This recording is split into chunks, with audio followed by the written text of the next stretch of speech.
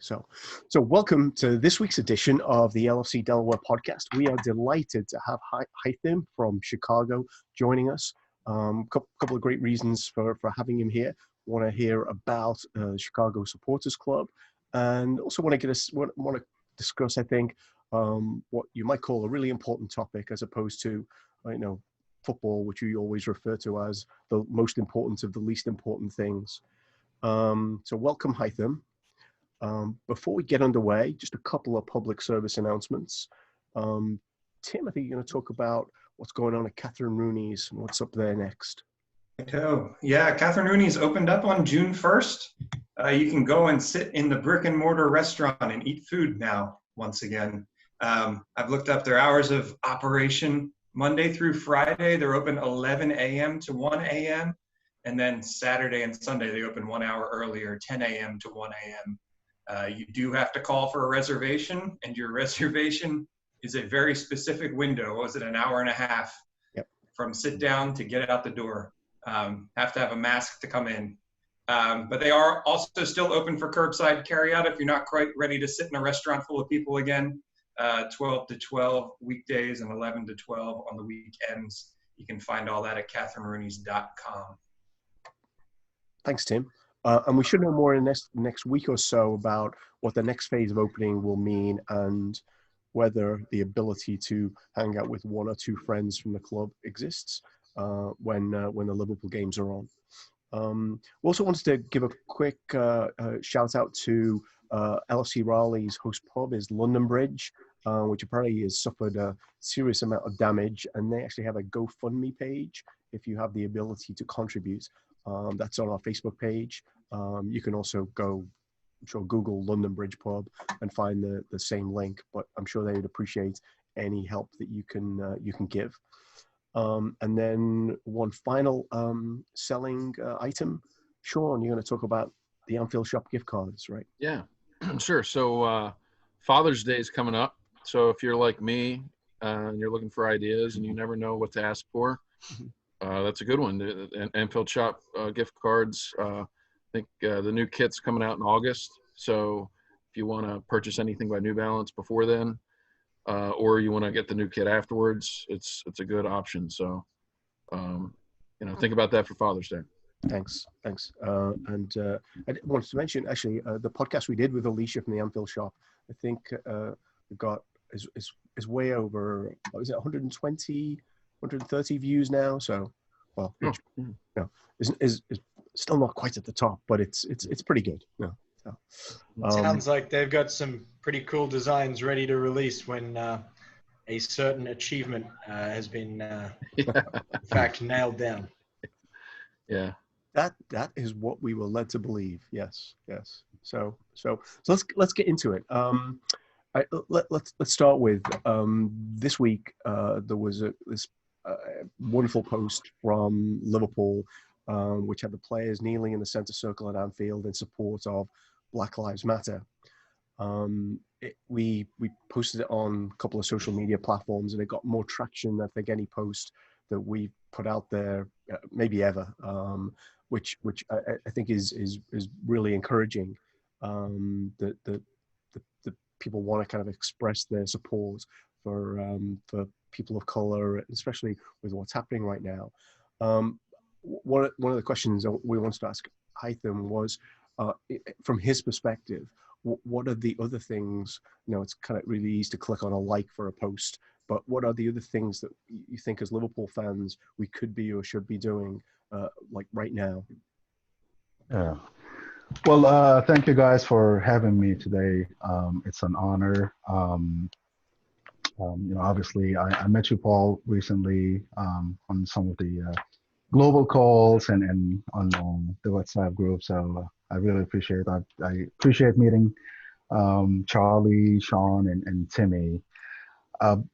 So just talking about the post and the actual picture that generated, all the topics that, people have been talking about from a Liverpool fan's perspective, from a person of color, of African descent perspective. It was really good to see. And the reason for that is, it sounded like a unified message from the club. I know it wasn't really the club. If you're talking just about the picture, it was the players, but it was good to see all the players from all backgrounds kneeling together. And what it told me is they're unified. I mean, I think, the tag that they attached to the picture itself was unity is strength. So for me, it was good to see, even going back a couple of years ago, the riots, if we want to talk about the NFL, Kaepernick, which I think it's another topic, Mhm. but it felt as if, I knew what the message was, but most of the time it felt like it was not heard, whether by the institution itself, the NFL, um, or the fans. A lot of fans, there you see people that saw where he was coming from, other players. You see division, with the other players. Obviously, like I said, the institution itself, the NFL. Uh, but when it came to Liverpool, I think it was just monumental from my point of view. And I knew it was a big thing. I'm actually part of this other podcast. It's called the Banter FC. And it's all kinds of other fans from different clubs, Man United, Man City. And that was actually the only day where no one wanted to say anything bad about Liverpool. So it wasn't just for me. It was for, everyone else to see its unity, its strength. And just the fact that, my favorite players from my favorite team actually care, regardless of they're united in one cause. So it was just good to me. I mean, I'm not naive, and I understand. There might be an individual or two, whether it's from the staff, even from the club themselves. I understand the ramifications of having a stance where there are people that don't agree with it. From a financial perspective. I'm not naive to that. But the least I could see the unity in that. Even if there were any people that were not agreeing to it, but I think the collective just made everyone kneel down. So it was positive. It made me proud, not just of the cause itself, but of my team, and put a big smile on my face. Nice, nice. Mhm. I thought it was interesting, not that it's a competition by any means, but Liverpool were the first team to put anything of the sort out, which I think Charlie had commented on one social media post about that. Like, the more you see about Liverpool, the more you realize that, this team was made for me and I was made for this team. But it's interesting to hear you bring up the Kaepernick thing, because I think at that point in time, again, not judging anything or comparing anything, but the default there was united against Colin Kaepernick, and the players who were choosing to kneel, they were the exception as opposed to the rule. So to see an entire team kind of say, whatever our politics are, whatever our nation of origin is, we're going to kneel down and show unity. That's true. It's very cool. Yeah. Mm-hmm. And I loved actually that it gave, I don't know if you saw one of the WhatsApp messages, someone had said, "Oh, don't bring politics into it." That was before the team did it. And my response is like, this is not politics, Yeah. And I love that it gave us permission to, take that away, because this is what our team is doing, right? So this is not only about some really important matter. We can refer to what our team has done in order to kind of make some kind of stand. Yeah. I was really happy to see him do it, and we're all Liverpool fans, but the fact that we're European champions, I thought gave it even more weight. than would have otherwise too, you know. So. And just the history too. It means a lot. And Paul, you asked earlier about what I think others should do. And it goes back to what I was referring to earlier. Just from it wasn't just the players with African descent. Players. Like Virgil van Dijk and Genie, who I heard were the ones that were behind the photo. It was everyone. And for my friends who are not actually of that background, I think, and it's one thing that I think mentioned in the group. We've been saying, just as people of color, as minorities, we've been saying the same thing for decades and decades. It would be very powerful for others to see where we're coming from and actually think about it and speak to it. That's the only thing that we're asking for. It's empathy. It's just put yourself in our shoes. There are so many things that are happening nowadays, that were not available, let's say 5-10 years ago. Social media, everything is documented nowadays. Everything is video, just in real time, is videoed in real time and put up on one platform or another. So just take a moment and watch what's happening and form an opinion, be empathetic, form an opinion based on what you're saying. I think that speaks a lot. That speaks a lot more than CEOs and politicians, trying to get with the mainstream and speaking to it. Because if we all are on the same page and if we're all just viewing the issue from the same angle, it's gonna do nothing but help us get better. So that's what I feel is the answer to the question that you asked earlier. From people that are not actually experiencing what everyone is protesting nowadays. What could they do? And I think like I mentioned, that's instrumental to getting it better. Really appreciate that, actually, because I think one of the things we've got our annual meeting to be scheduled. It's been postponed because of the pandemic, but what I'm hearing is one really useful topic to bring up is what are we explicitly doing about kind of diversity, equality in to kind of represent that in the most effective way possible as a group. Absolutely. I've been really, really lucky since I was a child. From my schooling, my travels. I was actually born in the Sudan, Africa. I've lived and traveled since I was a teenager. I have so many friends from so many backgrounds. And growing up and, while my, I guess my brain was shaped or was in the process of being shaped, I was so lucky to have, like I say, people as friends, acquaintances from all kinds of different backgrounds. So I had that diversity growing up. And what that made me see is just the fact that,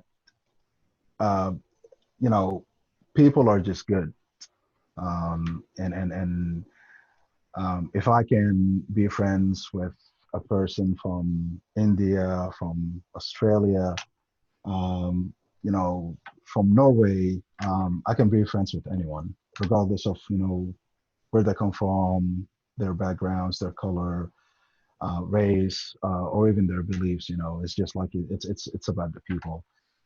And I know, certain people tend to be within their flocks, and that's all what they know.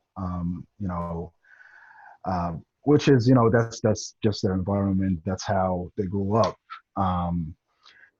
but I guess the challenge is just for others to be empathetic and just put themselves in the shoes of others. I'm not saying just put yourself in the shoes of minorities, but put yourself in the shoes of, I don't know, people from Russia, just anyone that's not you. Before you make an opinion, be empathetic first. Awesome. Yeah, I think that's one of the beautiful things actually about the kind of Liverpool community. It's been really, I don't know if it's been eye-opening, but it's been fun to see like these calls that Liverpool have done with people from kind of all sorts of different places, which, I guess on paper, these people are, their countries are enemies of the other countries on the call, but they're all kind of come together under their passion around Liverpool. I don't know if you guys have watched the documentary on Amazon Prime. Yes. Yeah. So the Rwanda Reds one. Yeah. I mean, So it was amazing to see how the Liverpool, which I tagged earlier in the tweet, the Liverpool Supporters Club in Rwanda was able to unite the Tutsis and the Hutus.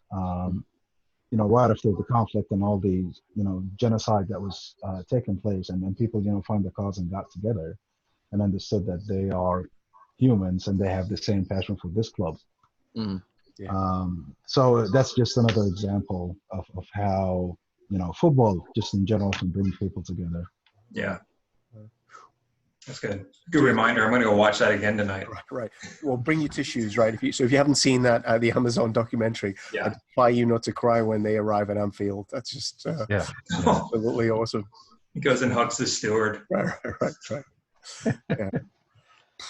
No. So let's thank you so much for that. Really, really appreciate it. So let's move on to the most important of the least important things, he says, over repeating this phrase. How did you become a Liverpool fan? Yeah, that's a really good story for myself. I keep talking. I just talked about it actually a few weeks ago. It was my late aunt's birthday, and I wrote a blog just trying to remember her and what she meant to me, what she meant to her family. And one of the things that I mentioned in the article, my blog article that's on my website, basically the fact that I received my first Liverpool kit when I was about 5 years old, and she was the one that actually got it for me. She was, her and her husband traveled to the UK, and they brought me back, a kit. I don't know. I think it was probably 82, 83, something like that. So in a nutshell, I grew up, like I said, in the Sudan. Obviously, football is, the most dominant sport there, and big fandom in that area of the world. Just watching it with my father, my uncles, and I watched. I think it was the late '70s, so Dogfish teams. I remember growing up and always as a kid, it's just part of my memories. Talking about Kevin Keegan back then, but my first favorite Liverpool player was John Barnes. So with Barnes, I think it's just someone that I could relate to, just because of his heritage and all of that stuff. But at the same time, he was really, really good. And up to this day, I go back and watch highlights of John Barnes on YouTube, whenever he's on LFC TV. I really enjoyed him. I enjoyed his style of play, just the finesse and the grace of John Barnes. I still remember his assist from 1986 to Lineker. I don't know if anyone has bad memories with that match against Argentina, the Hand of God match. But the final score of that match was 2-1. and Lineker scored the goal for England, and the assist was from Barnes. And the way he crossed that ball, I mean, I still, it's a flashback that I get every time I hear John Barnes' name. So that's how I got into, cheering for Liverpool and being a fan. To be honest, I took a break from watching football during my 20s. I think I got into the NBA, and it was like the time. If anyone has watched the Last Dance, it was when the Bulls were good, Michael and all that stuff. So that's everything that I was watching at the time. I was hearing about things like, Istanbul, watched, I did not watch it live, but obviously watching it, I still followed Gerard and knew about Gerard and things like that, but I wasn't as indulged in Liverpool and football in general as I am right now. And got back to it, I would say about 10 years ago, and got back to the, I guess, reignited that passion again and got into watching it. Everything that happened pretty much since 2010, the slip and all of that stuff, and taking it, hearing it from other fans and all of that stuff, I've been part of it. So that's my Liverpool story. You can ask my wife. She, when we talk, I'm a pretty quiet guy for the most part. I don't get excited that much. And she, notices and tells me, that the passion that she sees in me when I'm watching Liverpool, when Liverpool scores, even when, they lose matches or whatever, it's just, something that she does not see me doing a whole lot of with other subjects and topics. So that's why I'm a Liverpool fan. It's just everything about the club, and obviously the manager helps. How he's a humanitarian, how he, his view of the world, his coaching style. So a lot of things to pick through there, but so one of the reasons that I actually ended up watching most of the matches at Catherine Rooney's was somewhere in what you described about my wife's reaction to me watching Liverpool at home. It's like, what, you can go watch it with other people? Great, go. Yeah, she leaves me alone, actually. She leaves me downstairs. She goes upstairs and then stays there. She lets me scream, lets me vent. And it's something that I actually don't do when I go and watch it at AJ Hudson's, which is the pub that we have here in Chicago where all the fans congregate. Yeah. When I'm there, I scream sometimes or whatever, but I feel like I let more screams and passion out when I'm watching it by myself. Mm. Yeah, that's probably. Yeah. Oh, yeah, I can relate to that. Yeah, it all comes out at once usually while you're by yourself. It scares the crap out of anybody in the room. So that's what happens with my daughters anyway. They get really scared when something happens. The Fabinho goal. What game was that? He scored that screamer. City. Yeah, I scared the crap out of my two daughters when that goal went in. There's a couple times I remember their faces like imprinted into my head, and from Liverpool goals, Yeah. But whereas my oldest daughter was an infant, and I'll never forget one time I really scared her when I was home alone with her. But yeah, so it's funny. Yeah. My twins they know nothing but Liverpool under Klopp, and Daddy's celebrating when we have an exciting game, of which there have been many. The worst thing is when you're looking after them, you're the only one there, and you celebrate like this, and that initial outburst of emotion is immediately followed by placating them and saying, no, it's good noise. It's happy noise. Happy noise. Yeah, that's awesome. Yeah. So, as if you've watched any of our previous podcasts, you'll always hear me talk up John Barnes as possibly certainly one of the best players to play for Liverpool. It's funny though that your memory is of him playing for England, because I'm from Liverpool, as these guys know, and I've never been particularly I've never particularly bothered about England Yeah. winning or not winning. But I used to have a season ticket on what is now the Sir Kenny Dalglish stand, kind of lower centenary, was back then called the Kemlet. And he played down that left wing where my ticket was. And it took me a long time to realize how privileged I was to have that space watching him, like really not that far away from me, just generally being brilliant most games. Yeah, and I still go back and watch, his obviously highlights, and if I have time, I'll watch full matches. But the club actually has put up a lot of highlight videos recently because of the lack of actual matches. Yeah. And I think that they go by year.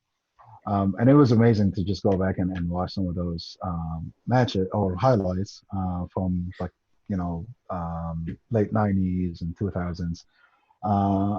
But the most interesting to see was how good he was, even when he was older, and he was not as fast and all that stuff, but just his intelligence and vision of the field, the pitch, and all of that stuff. And again, like I said, it just brought back a whole lot of memories from when I was young. Nice. Yeah, we had one of our members of our supporters club was born in Ethiopia, and he was. I'm thinking he's probably around the same age because he talked as well about watching like Liverpool on TV with his family. He's kind of one of the original members of our supporters club, and it made me realize how fortunate I was to be able to kind of walk down the road, which I literally did, to go watch them in person. So absolutely should be grateful for that for a long time. Tell us about anyone else got a question about anything Haitham said? I was just going to ask, was it completely random that your aunt brought you a Liverpool shirt? Is that just where they happened to go, or was she or her husband a fan? They knew. Okay. It was the household okay, good. team per se. They knew they brought you a shirt. I thought maybe they just say, "Oh, let's pick him a soccer shirt." It was a full kit actually. Oh wow! I still remember the short. Yeah. I hope or I wish it was somewhere kept safe and all that stuff, but it's been over 40 years now since then. Probably got worn out too, I imagine. Yeah, possibly. This is why they're selling so many retro kits, right? It's like I know. I like those candy ones. The red ones. That's next on the list. I mentioned before the call. I gotta mention it. The Bobby picture in the Hitachi. Yeah, I'd forgotten about that one. Now I want to buy that one. So we're fueling demand for retro kits. It's good. It's good. So tell us. Shop. Sorry, Anfield shop. Well, actually, right now I think they only have one like a white one from the 70s. Oh yeah, and it's cotton. So which is great. Buy it. But buy a gift card and then you can go get one when they restock, right? That's right. Yeah. So tell us about. So you told us before we started recording that Chicago has 4,000 members, which is a few more than us. We've got big ambitions, but so what? How is it managing a supporters club of 4,000 people? It's really great. All the credit goes to the original members. Kevin, the late Jason, a few other members that have really been involved with the club. I actually started being part of the group and getting involved last year, and the reason why I stumbled on the OLSC group is the fact that I wanted to find a place where whenever I wanted. I live out in the suburbs of Chicago. I don't live in the city itself, but I wanted to find a place where I can go watch football with a group of other supporters. There are a few soccer pubs or football pubs here in Chicago. The Globe is one, and you go and there are fans from all kinds of backgrounds. Chelsea, City, and I wanted a place where you hear a lot of cheers, people singing player songs and all of that stuff. And I stumbled on AJ Hudson's. It's a great place. They have a really good menu, and of course Carlsberg. So that's where I met the group, and they invited me. To say, good appetite. Yeah, yeah. Probably the world's best beer. Yeah, there you go. They, just started talking to them, got introduced to Kevin and a couple of other members by another coworker of mine, who is a big Liverpool fan and lives in the same area. And ever since, I've been attending meetings, been helping them with things like, I don't know, the website. My background is in technology and IT. I know a few things about, web development and all of that stuff. So I've been helping with that ever since the, lockdown and the self-isolation bestowed by COVID-19. I've been more involved with global calls. It's a great group of guys. Like I said, we don't have a hierarchy. We just get together and talk about issues, talk about things that we need to do, and everyone steps up. Everyone gives time.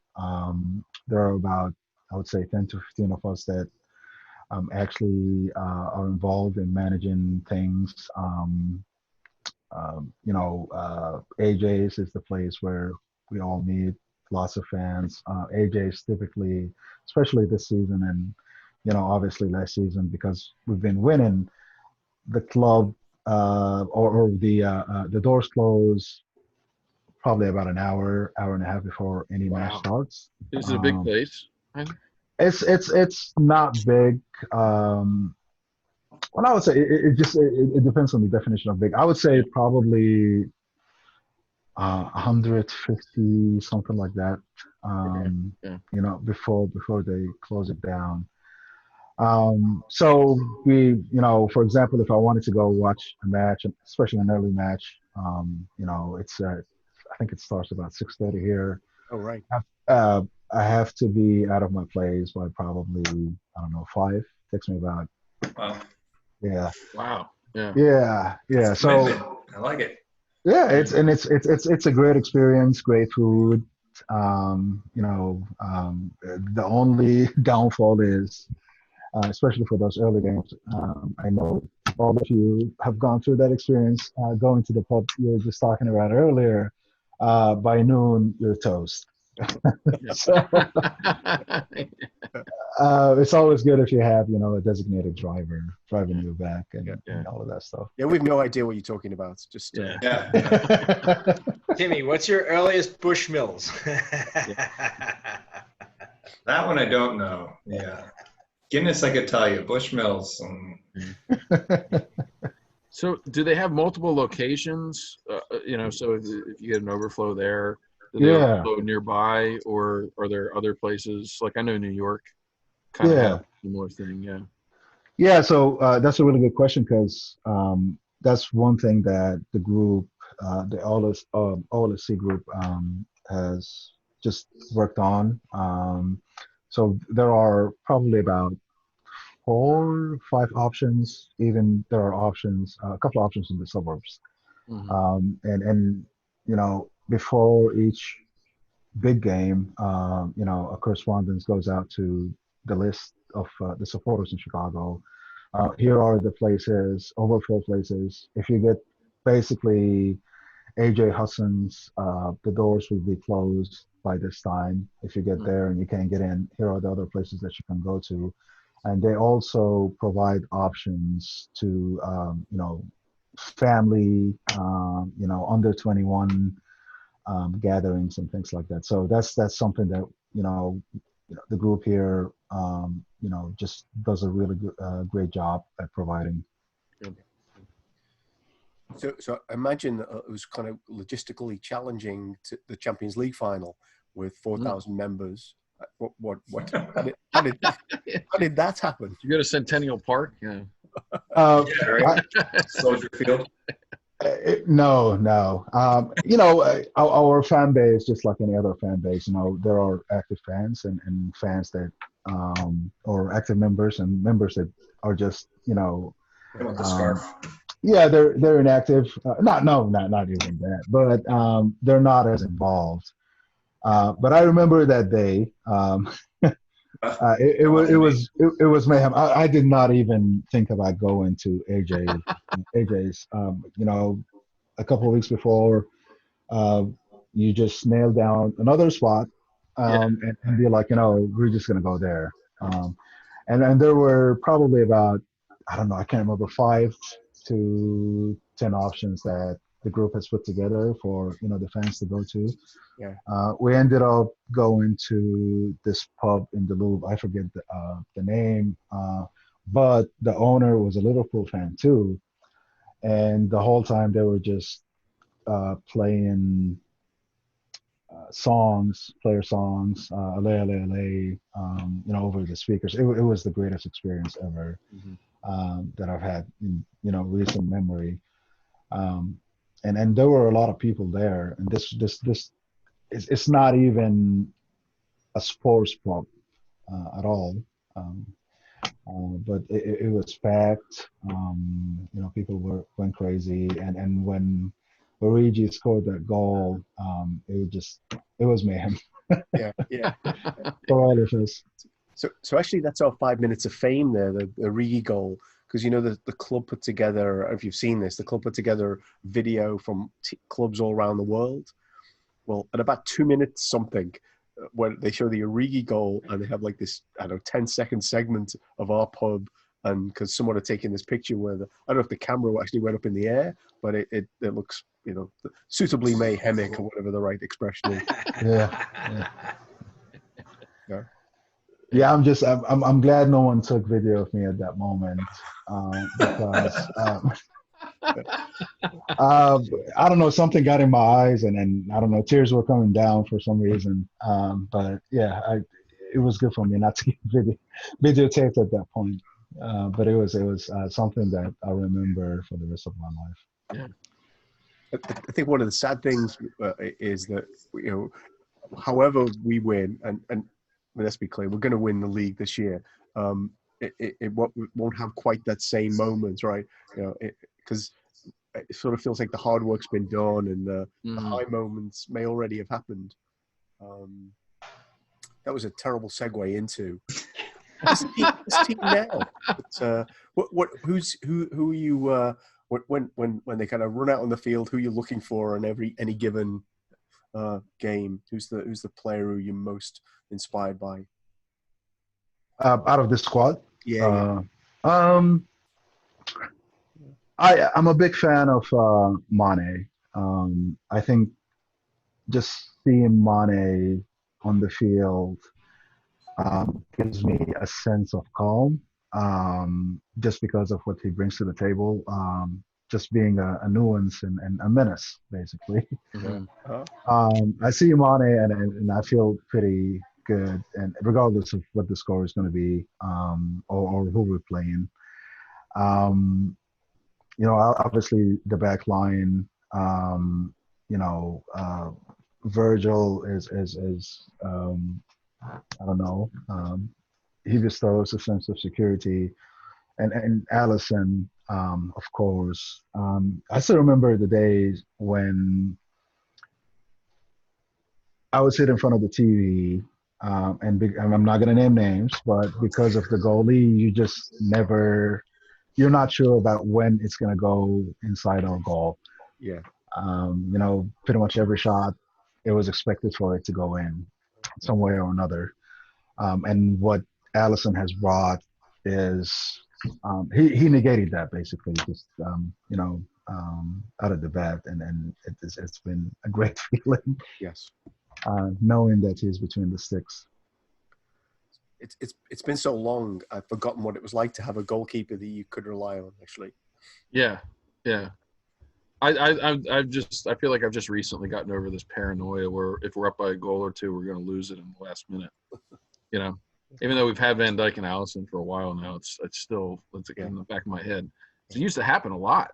You know? Yeah, absolutely. And it wasn't just the goalies. I don't want to blame just the goalies. It was our defense, because our defense was in shambles too. If you go back, I don't know, 3, 4, 5 years.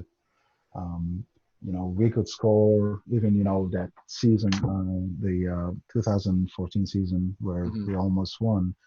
We scored so many goals, and the Suarez and Sterling and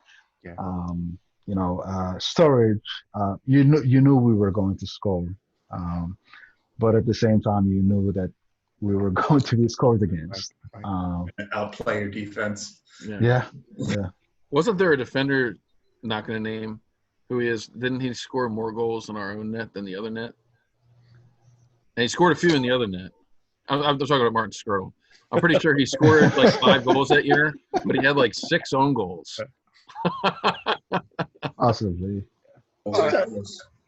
I think it's pretty incredible how a lack of confidence between the central defenders and the goalkeeper really erodes the effectiveness of both of those sets of people. But the confidence that we have between them does the complete opposite, and just it's really quite incredible the partnerships we have between those three. And with Virgil and Allison as 2 of those 3, then add anyone else and you got a really formidable trio. Not everyone else. I don't want to mention names at this point. Hey, it's still a formidable trio, no matter who you. Hey, you could put me in there as the 3rd guy, and trust me, we'd be formidable. I don't know. I don't know. You guys have watched the Watford game. I'll just leave it at that. Yeah. Well, it's hard to I don't know. It's hard to complain about anything related to the squad because it's like almost perfect, Yeah. Regardless of what you think about anybody individually, it's difficult to pick it apart. Yeah, absolutely. Before we get into even more dangerous territory and mention he was not going to be named yet, so we will like to do at least a bit on kind of this day in history. And it turns out it was the 128th anniversary of the club this week. I guess I don't think they'll be putting that on the Nike kit, but maybe. Yeah. What was it like back then, Paul? Low-hanging fruit, I know. So I'll share one thing with you. Because I remember the 100th anniversary, but that was the first time I remember them ever saying, oh, this was our anniversary. It's kind of weird. They never did anything around 75 that I can recall. Yeah. I don't remember before then, just to be absolutely clear. But yes, so 128. And no thanks to Hicks and Gillette, still going, right? And it was also Stevie G's 40th birthday. Yeah. Boy, does that make you feel old? So the one thing I want to say about it, the team celebrated it, and people were kind of making fun of the fact that the team celebrated it. Mm-hmm. But I wonder if he would have been there if they planned for him to be there if it wasn't for the coronavirus. Yeah. That was kind of my thought with it. Like he might have showed up if he felt it was safe to fly and all that. Yeah. I think they got him in a kit. Yeah. Well, yeah, he might have trained with him. Yeah, you never know. Yeah, I feel like But he shows up a lot, just watching him, obviously when he's not working for his club. Yeah. But I feel like, every big match, obviously the Legends matches is always there. And yeah, he's phenomenal. I mean, every time I watch his highlights, I think there's a video that got put up on YouTube recently by the club. All his goals actually, and every other goal is jaw dropping basically. Yeah. Amazing. That foot. Yeah. Amazing. So the 2 things I was going to say earlier, you were talking about watching highlights of John Barnes. Like the 2 things that I've noticed watching highlights this whole period is one, I sort of, not that I didn't know how good he was already, but I discovered how good Ricky Fowler was by watching Fowler highlights. I don't know why that came up. But then the other one is Gerard's passing. There's a bunch of clips that have been popping up about his passing ability. And it's like you tend to remember the screamers, the goals, but he's arguably a better passer even though he was a scorer, And he was just an incredible player. So much fun to watch back in those days. But yeah, if there's been a benefit actually to not having football on TV, it's been a chance to go back and appreciate some of those things that we might not have otherwise have seen. So, like not just last year, but the 2005 final, and the FA Cup final actually, that essentially he won for us. Just pretty amazing. Just I'm still not sure that they're not going to announce that he's on the squad actually, so that he can get a Premier League winners medal this season. I hope so. I hope they give him like a 2-day contract or something. Right. For those, order him an extra medal. Come on. Yeah, for those 2 matches. And then Scottish football is not. I think they canceled the season or ended the season. They did, yeah. Technically, he's on vacation. He could do whatever. Yeah, he's got free time. That's right. But going back to what you were saying, Sean, about him being a great passer, I think that relationship he had with El Nino, just is Gerard, the fact that I forgot his name at this point, El Nino. Torres. Oh, Torres. Torres. Thank you. Torres, yeah. So many names to keep up with, but the fact that Torres was such a goal scorer, I think Gerard's assists and just the way those two played and understood each other on the field had a lot to do with that. So I totally agree with you. Just his passing ability and just again, like I was talking earlier about Barnes, his vision of the field. He could see things that defenders, his other team members could not see. I don't think it's any coincidence, actually, that both Torres and Suarez had played some of their best football when they were being passed to by Steven Gerrard. Yeah, that's a good point. Yeah, because that setup, that Rodgers' whole setup had Gerrard just pinging passes all over the pitch, right? And that was kind of what a lot of it was. Yeah. Apart from the ones Jose Enrique set up, right? Those right. Small joke about it. Apparently, he made 1 goal for Suarez, but it was a great assist. Yeah, it was. So one final thing before we kind of go to our closing question about what did you see this week? Obviously, the Premier League is back. Liverpool play their first game. Potentially first game in 15 days. 15 days. Yeah. 2:00 in the afternoon. Yeah. How are we feeling? Cautiously optimistic. Yeah. Throw caution to the wind. Caution to the wind. I hope we win. So Haitham, what's your where are you? Hope we win. Actually, this was going to be my closing thing. This week, the Men in Blazers guy did an interview or pulled together a bunch of interviews he'd done with Jurgen Klopp. And at the very end of it, he says to Klopp, because he's Nevertonian, do you think Everton will beat Liverpool again in my lifetime? And Klopp says to him, how old are you? And then he said no. I think he tells him his age, and they no. No. Anyway, very funny. But so let's not worry about the results of the match. The most important is, where are you going to watch the match? Because we're still trying to figure out if it's possible to congregate with anybody. So. I'm not sure yet. I know AJ Hudson's is open. Obviously, we are in. I'm not sure what phase the city is in right now from an opening perspective, but I know AJ's is open. Just the patio of AJ's.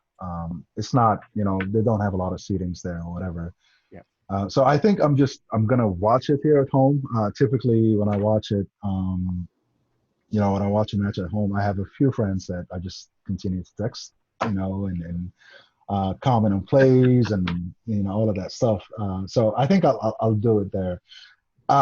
It all depends, I guess, on the City Arsenal match, which is the Saturday before. Wednesday.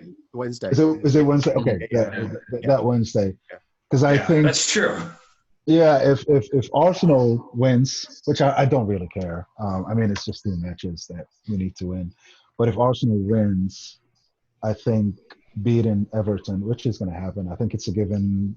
It's been a given for I don't know how many years. Paul, you probably know. It's just it's going to be more, I guess, if because of the possibility of us winning them. You may see somebody you can high forearm at least, Chicken wing. Yes. I think it's been 10 years. I think Benitez was coach last time Liverpool lost at Goodison. And, of course, Everton haven't won at Anfield this century. Oh, okay. I'm thinking at Anfield. Yeah. That's been more like 20, right? It's in 1999, I think. Yeah, it was the last time. But it's better to say they haven't won this century. That feels more. I mean, I just go back to the fact that we shielded an under 23 team in the FA Cup to be their first team. So rude. With their current new manager, who is a champion. And I understand he was new, but still, kids. That was, to be fair, we could easily have lost that game, but it was fun to win. Yeah, exactly. It was. So, probably a topic for next week. Maybe we'll be more definitive about where we're going to watch. So, before we go, then let's go around. One thing you read this week or saw this week that was Liverpool related that's worth sharing. Anyone? Oh, is that Tim raising his hand? Yes. Yeah, I always love to talk. So, an article on Liverpool.com 2 days ago, I believe, and they were analyzing Minamino connecting with Naby Keita in their Salzburg days and kind of going through that data when Naby was playing right mid and Minamino was playing on the right wing. And some of the highlights of that time period are amazing. And they've said that that's happening sometimes in some of these practice matches that we're going through now. And it kind of made me a little bit excited for Minamino. Like, we kind of have lost that because he got off to the same slow start that a lot of new acquisitions have got off to. And then we had 3 months off. So I'm excited to see if that can flourish, and hopefully Naby can stay healthy, because watching him in his Leipzig days, I think he's an amazing player, and I want him to do so well in a red shirt. So that was a great read, and watching some of those videos, if you have free time, go check it out on YouTube. Looking out for that. Okay. Mm-hmm. Sean, what do you got? Well, since you guys have been counting on me for the transfer rumors, and I've never produced. Oh, no, we should have gone to you last. No. And the Timo Werner move fell through. I read an article this week. I'm going to throw a name out there as a Timo Werner replacement. You might like him, Tim. I don't know. Moussa Diaby, Bayer Leverkusen. Just throwing it out there.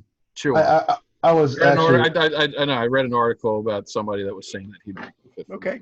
But there's no actual links. It's just something to discuss. And well, further on the Timo Werner potential replacements, watch out RB Leipzig, because there's like 6 of your guys that we could take easily. Yeah. So sorry, Tim, but yeah, we might be If continuing we're on to this weaken topic, your German team. a name that I've heard of is from Hertha Berlin, guy Dodi Lukabakio. Easy for me to say. Okay. Mentioned earlier today, I believe they played Dortmund, Yes, and they did. he was referred to as the fastest player in Bundesliga right now. Wow. Okay. We'll take him. Yeah. Who knows? I'm sure Mike Ledwers has got some data on him. That's for sure. No doubt. So, Haitham, what you were trying to say something before I thought that was going to go in a really bad place, but No, I was just I wanted to comment on what Sean was saying about what was the player's name again, because I was watching him earlier actually. Moussa Diaby. He's I Diaby, guess he came up through PSG's academy. Yeah. So Timmy, I don't know if you watched the match earlier. I was watching Leipzig. Yeah. So he was not good. Not good. At all. I mean, he just, I don't know, deer in the headlights today, I guess. Oh, maybe not. He missed so many chances too. But anyways, different subject. Well, So it would have been a disappointing, potential proposed by Sean if it were not contentious. Contentious is what Sean does. Timo Werner, 0 goals today, so yeah, that's true. What did Kai Havertz do? That's the other link, right? Yeah, he did not play today. Yeah, I think he's injured. The one topic that I saw this week and kind of made me think actually is just the fact that our women's team was relegated. Yeah. To be honest, I really felt it felt a little bit personal to me. I mean, I watched some of their matches, every now and then, not as many matches as the men's team. But I felt like I had more of a connection after having the coach and is it Neem? Neve, Yeah, yeah. Neve, Neve. On one of the calls, I'm a big fan of women's football, soccer. I'm a big fan of the U.S. team, and just the fact that we are on the brink of winning the Premier League, and our women's team just got relegated. It was kind of like I don't know, a little bit bitter for me this week. So that's the one thing that stood out for me this week. And there is a writer in The Guardian who's been writing a lot of negative stuff about the way Liverpool have treated their women's team.